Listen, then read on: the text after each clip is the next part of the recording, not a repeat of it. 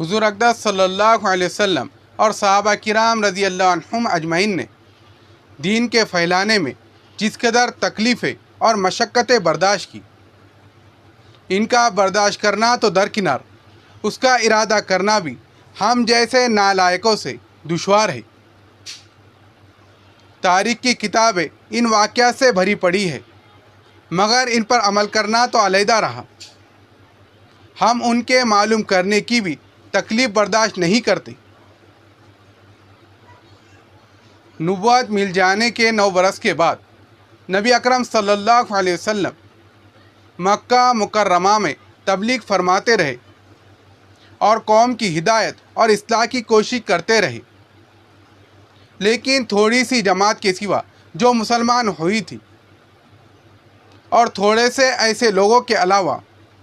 جو باوجود مسلمان نہ ہونے کے آپ کی مدد کرتے تھے، اکثر کفار مکہ آپ کو اور آپ کے صحابہ کو ہر طرح کی تکلیفیں پہنچاتے تھے، مذاق اڑاتے تھے اور جو ہو سکتا تھا وہ سب کرتے تھے۔ حضور صلی اللہ علیہ وسلم کے چچا ابو طالب بھی انہی نیک دل لوگوں میں سے تھے جو باوجود مسلمان نہ ہونے کے حضور صلی اللہ علیہ وسلم کی ہر قسم کی مدد فرماتے تھے۔ 10ویں سال میں جب ابو طالب کا بھی انتقال ہو گیا تو کافروں کو اور بھی ہر طرح کھلم کھلا اسلام سے روکنے،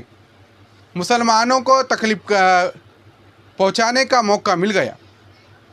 حضور اقدس صلی اللہ علیہ وسلم اس خیال سے طائف تشریف لے گئے کہ وہاں قبیلہ ثقیف کی بڑی جماعت ہے، اگر وہ قبیلہ مسلمان ہو گیا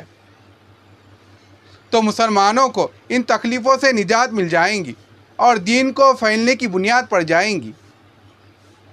وہاں پہنچ کر قبیلے کے 3 سرداروں سے جو بڑے درجے کے سمجھے جاتے تھے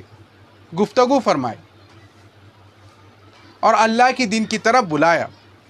اور اللہ کے رسول کی یعنی اپنی مدد کی طرف متوجہ فرمایا،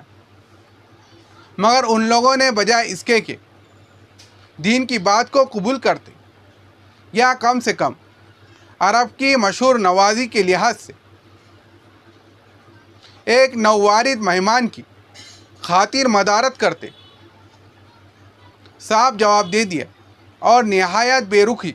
اور بد اخلاقی سے پیش آئے۔ ان لوگوں نے یہ بھی گوارا نہ کیا۔ آپ یہاں قیام فرمائے۔ جن لوگوں کو سردار سمجھ کر بات کی تھی کہ وہ شریف ہوں گے، مہذب گفتگو کریں گے،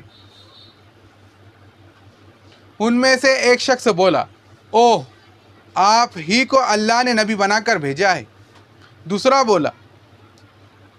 کہ اللہ کو تمہارے سوا کوئی اور دوسرا ملتا ہی نہیں تھا کہ جس کو رسول بنا کر بھیجتے۔ تیسرے نے کہا، میں تجھ سے بات کرنا نہیں چاہتا، اس لیے کہ اگر تو واقعی نبی ہے جیسا کہ تو دعویٰ کر رہا ہے تو تیری بات سے انکار کر دینا مصیبت سے خالی نہیں، اور اگر جھوٹ ہے تو میں ایسے شخص سے بات کرنا نہیں چاہتا۔ اس کے بعد ان لوگوں سے نا امید ہو کر حضور اکرم صلی اللہ علیہ وسلم نے اور لوگوں سے بات کرنے کا ارادہ فرمایا۔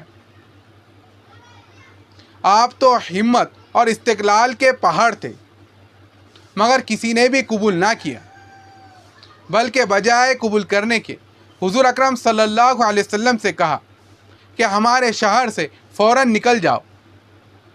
اور جہاں تمہاری چاہت کی جگہ ہو وہاں چلے جاؤ۔ حضور صلی اللہ علیہ وسلم جب ان سے بالکل مایوس ہو کر واپس ہونے لگے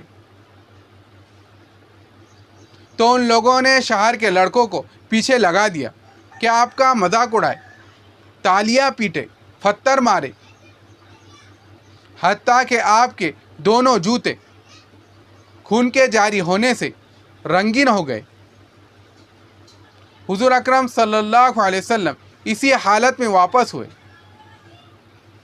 جب راستے میں ایک جگہ پہ ان شریروں سے اطمینان ہوا تو حضور اکرم صلی اللہ علیہ وسلم نے یہ دعا مانگی، اے اللہ، تجھے سے شکایت کرتا ہوں، میں اپنی کمزوری اور بے کسی کی اور لوگوں میں ذلت اور رسوائی کی۔